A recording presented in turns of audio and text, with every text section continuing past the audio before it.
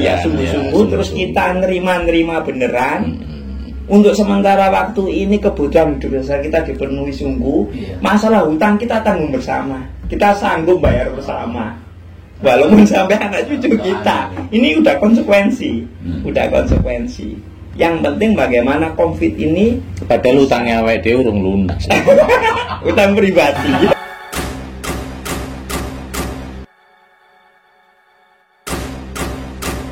Salam dengan harmoni bagi semesta. Kalau menurut saya begini, kalau menurut saya sebetulnya WHO cuma tugasnya itu menginformasikan penyakit ini, corona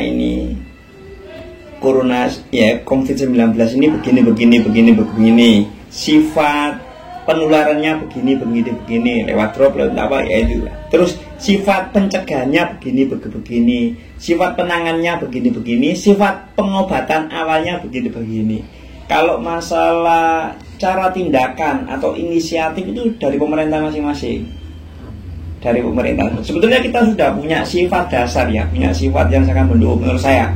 Gotong royong dan kepedulian sosial di Indonesia itu tinggi sebetulnya, termasuk tinggi kalau menurut saya. Cuma tinggal ketegasan. Kalau kita niru Wuhan, begitu kejadian di Wuhan provinsi, kotanya Hubei kan gitu. Begitu virus ini ada, nah, ini keuntungannya bukan saya mendukung komunis ya, bukan saya mendukung komunis itu bukan. Nanti ini di luar ideologi. Cuma sifat orang komunis kan begini. Setiap penduduk, setiap warga negara itu anak-anak negara. Nah, dan anak-anak negara harus patuh terhadap aturan-aturan negara, dan itu bersifat mutlak. Nah, soal ideologi ini sebetulnya wajib tanpa syarat. Ini soal ketegasan. Ketika pemerintah Cina menerapkan you harus di dalam rumah. Kalau you ini masa karantina, entah sakit atau tidak, nggak mau tahu. Sakit dimasukkan ke rumah sakit, dikarantina di rumah sakit. Yang sehat harus mengkarantina sendiri di rumah. Tapi mereka dipenuhi kebutuhannya tiap hari. Ketika mereka melanggar, mereka bisa dijatuhi hukuman berat sama pemerintah. Karena mereka bersifat ideologinya udah komunis. Setiap kegiatan dasar yang berhubungan dengan kegiatan manusia harus mengikuti aturan negara. Mengapa Amerika itu bisa banyak? Amerika udah pilihan ideologi mereka liberal. Jadi mereka itu udah bebas tergantung. Dan di sini negara sulit menekan. Walaupun mengasih preambul, katakanlah mengasih aturan dasar itu COVID itu begini, tapi mereka nggak bisa menekan. Secara sipil mereka nggak bisa menekan hak sipil. Kalau mereka main tekanan seperti Cina, mereka akan ditentang oleh penduduknya sendiri, warga negara Amerika. Pemerintah sedang melanggar hak asasi manusia. Itu salah juga. Komunen yang Indonesia. Nah, sebetulnya Indonesia punya modal. Karena kita ideologinya udah ideologi khas. Kita udah Pancasila, kita udah sepakat bersatu, bertuhan sama, kemanusiaannya juga adil dan beradab, keputusan lewat musyawarah, keadilannya bagi seluruh warga negara. Nah, kalau kita terapkan secara betul, andai kata pemerintah ada ketegasan untuk seluruh warga negara, saya rasa setiap warga negara akan patuh. Karena Pak, ada keadilan sosial di situ. Ada keadilan sosial, ada persatuan. Akhirnya kesejahteraannya itu ada tanggung jawab. Kalau masalah dana nanti yang keluar di rakyat, kita tanggung sama-sama kok. Iya, nggak repot. Kita tanggung sama-sama. Toh kalau kita hutang di WHO atau di FF sekalipun, ya pokoknya yang ngatur duitnya tenang. Iya. Yang ngatur duitnya tenanan ya sungguh-sungguh. Terus kita nerima beneran. Untuk sementara waktu ini kebutuhan hidup dasar kita dipenuhi sungguh. Masalah hutang kita tanggung bersama. Kita sanggup bayar bersama. Walaupun sampai anak cucu kita. Ini udah konsekuensi. Yang penting bagaimana COVID ini, padahal utangnya awake dhewe urung lunas. utang pribadi. Loh enggak, untuk masyarakat Indonesia kan masih oleh bonus utang aja. Apa ya, mendukung sekali ya. Iya, karena saya gini, pemerintah itu punya anggaran, katakanlah dalam kalau COVID ini tidak terrealisasi atau tidak tertangani sampai bulan Juni, bisa-bisa kita melakukan anggaran untuk pengentasan sampai 410 triliun. Saya kira kalau kita sama-sama hutang, kita tinggal ngatur efektivitas dari hutang ini. Jadi supaya hutang ini bisa menyelesaikan masalah itu, caranya bagaimana? Kita udah komit sama urusan ini aja. Toh kita juga berhutang, ujung-ujungnya kita berhutang. Sama aja ya. Sama aja. Jadi kalau dengan hutang ini kita bisa menyelesaikan masalah cukup lewat bulan Juni atau Juli, mengapa kita harus ngolor-ngolor kegiatan atau ngolor-ngolor waktu sampai bulan Desember? Makanya kan rugi kita. Iya. Kita rugi setengah tahun untuk soal-soal yang begini. Aku masalah berpikirku gini, kalau ini semakin lama, itu loh, dari dampak ini saya lihat masyarakat lebih lebih ketakutan, pemikirannya itu kok koyok gini sih, terus nanti meningkat ke tengah, itu juga sama, bahkan sampai saya para medis itu malah ikut sekarang lebih mengeluh dia kan, kasihan. Ya, yang saya takutkan memang begitu Pak Bowo. Jika masalah ini berlarut-larut, masyarakat yang nggak mengerti dengan misinformasi atau disinformasi tadi, yang kurang mendapatkan informasi yang benar, akhirnya jadi takut bergerak, takut berkegiatan, mempengaruhi ekonominya. Terus mereka malah bergerak dengan cara yang ngawur, nggak bisa di tracking lagi. Akibatnya karena trackingnya tidak terkontrol, penderitanya makin banyak. Tenaga medis kita yang kasihan. Makanya kerjanya makin hari makin berat. Tapi nggak salah masyarakat ini kan nggak salah. Iya, makanya ini perlu ketegasan aturan. Kalau kita lockdown yang sungguh semaksimal mungkin, dengan tentunya dengan penanganan yang semaksimal mungkin juga, terutama kebutuhan dasarnya. Dilokalisir sungguh-sungguh, yang sehat dikumpulkan sehat, yang nggak sehat. Nah ini harus memangi sama-sama keluar uang negara. Jadi kalau bisa sekalian. Waktunya pendek. Tapi hasil maksimal. Mau nggak mau kita harus niru Cina. Ternyata sistem komunis lebih baik. Kita nggak niru sistem komunisnya, kita niru cara penanganannya. Cina gitu. Cinanya kan itu Cina Indonesia, Cina yang berbeda. Jadi penanganan di UB itu perlu ditiru. Saya salut sama pemerintah Cina. Dengan penderita sekian ribu, dia bisa menangani dalam durasi 2 bulan. Terus dia bisa bikin rumah sakit dadakan dalam jangka waktu 10 hari itu. Mau nggak mau kita harus menyontoh mereka. Bukan dari sistem ideologinya loh, bukan. Dari sistem cara penanganannya.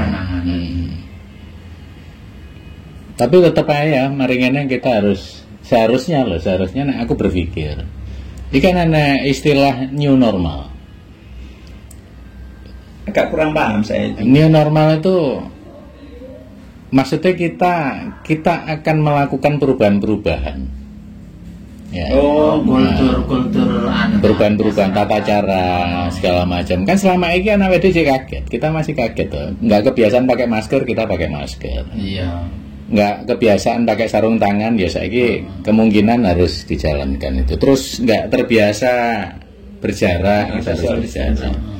New normal, sesuatu yang belum pernah kita lakukan, akan datang harus kita lakukan. Itu. Nek misalkan gini, Kang Empu bingung ya. Iki nenggone kondisi kuat, nenggone kondisi sehat. Pak Bok nenggone kondisi kuat, neng kondisi sehat ya. Aku lemah. Ya Empu bingung, karo Pak Bok harus menjaga saya. Dengan cara apa? Ojo cedek karo aku. Ya tapi kan nggak ero.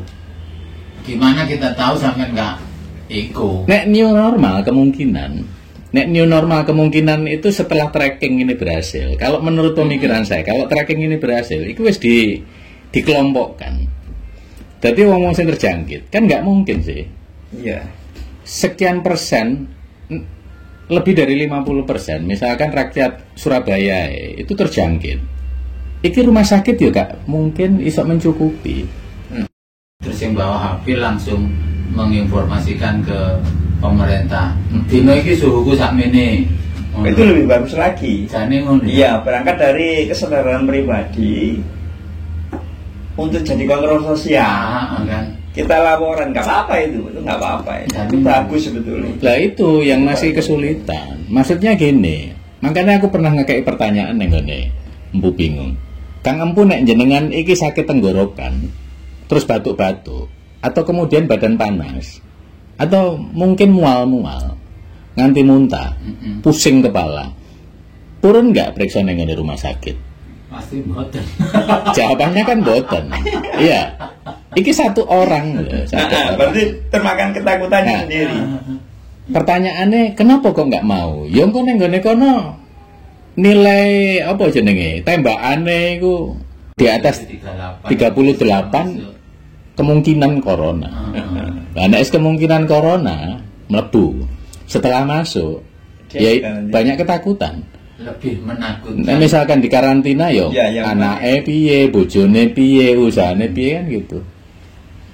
Memangnya itu ya kebetulan ya kayak saya yang ngalami ya, itu paradigma sosial. Ketika saya masuk di katakanlah tempat-tempat lembaga-lembaga pemerintah atau di jalan kebetulan yang menetapkan protokol kesehatan seperti itu, saya kan mesti di checkpoint. Di checkpoint. Soal checkpoint tadi ya. Saya sama teman saya, terus nyampe gitu lewat pos penjagaannya checkpoint tadi. Ketika saya diukur suhu tubuh saya 36. Nah, saya ditembak pakai suhu itu 36,5. Saya lolos. Teman saya yang sebelumnya nyampe pos penjagaan itu udah dia diliputi ketakutan, kecemasan ya. Kecemasan jangan-jangan gitu. Karena ketakutannya tingkat stressingnya tinggi. Oke. Ketika naik suhu tubuhnya mendekati 38, tapi masih 70, berapa gitu, tapi mendekati arahnya dimasukkan ke 38. 37 entah 8 atau nggak tahu ya kita ya. Dia diamankan. Karena diamankan, mau nggak mau, saya nyamperin ada apa Pak? Loh ini suhu tubuhnya. Oh itu sebetulnya gini Pak, saya terangkan. Dia sebelum Bapak cek, dia dalam kondisi takut. Sebetulnya anak ini sehat. Teman saya takut sungguh. Akhirnya saya suruh tenang. Udah kamu tenang. Nanti 15 menit dicek lagi Pak. Saya yakin suhu tubuhnya turun. Saya temenin ngobrol aja. Jangan dimasukkan rumah sakit dulu. Kan tiap checkpoint kan ada ambulan. Tiap checkpoint itu kan ada ambulan. Maksudnya petugas gerak cepat. Begitu kondisinya begitu, dimasukkan ambulan, dibawa untuk rapid test. Tapi saya tahu betul kondisinya nggak begitu. Ya karena panik itu. Iya, panik dan rasa was-wasnya tinggi. Ini menaikkan suhu tubuh. Akhirnya saya kebetulan petugasnya itu oke, menyetujui saran saya. Karena saya bilang saya temannya sehari, saya tahu dia dalam kondisi kayak apa, saya tahu karena saya bergaul setiap hari. Akhirnya setelah 15 menit kita nyantai, dites lagi, suhu tubuhnya 36. Itu sama dengan kasus teman yang bercerita waktu itu teman itu. Tadi ada seorang penjual roti bakar.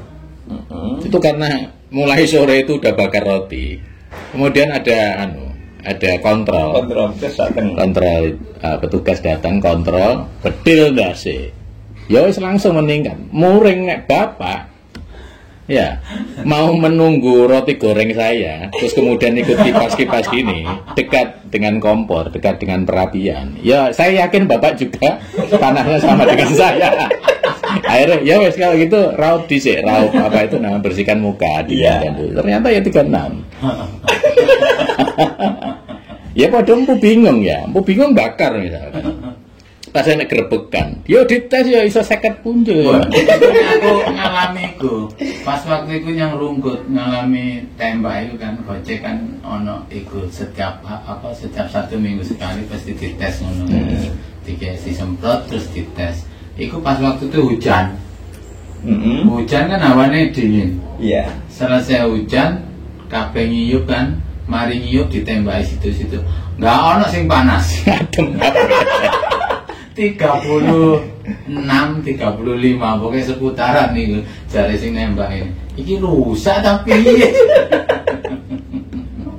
Ya itu mungkin awal-awal Iya, seperti itu. awal. Mungkin setelah itu kan harus rapid test. Ya ini sisi jenakanya corona, bro. Sisi jenakanya. Indonesia kerennya kan ngono ya, Iya. meskipun yang kondisi susah ini tetap lucu, ono kan? lucu. Ono bergaya parodi sih. Asiknya Indonesia ngono asiknya.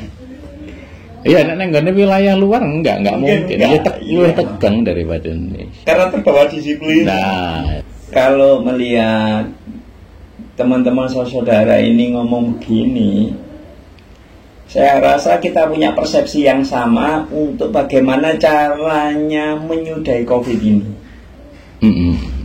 Ya terutama dari aturan pemerintah yang lebih pasti. iya lebih pasti lebih Lebih ketat, pasti, lebih ketat, lebih luas juga. lebih luas juga, terus bantuan sosialnya lebih merata. Lebih merata dan Lebih mengenai merata sasaran. dan mengenai sasaran.